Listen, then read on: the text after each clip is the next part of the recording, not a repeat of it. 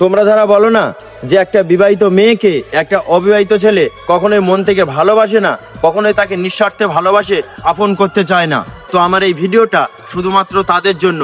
আমার নিজের হাতে লেখা কিছু কথা আমি বলছি। আমি এমন অনেক পুরুষ দেখেছি যে একটা বিবাহিত মেয়ের জন্য নিজের জীবনটাকেও দিয়ে দিয়েছে, কোনো এক বিবাহিত মেয়েকে আপন করার জন্য দীর্ঘ নিঃশ্বাস পর্যন্ত অপেক্ষা করেছে।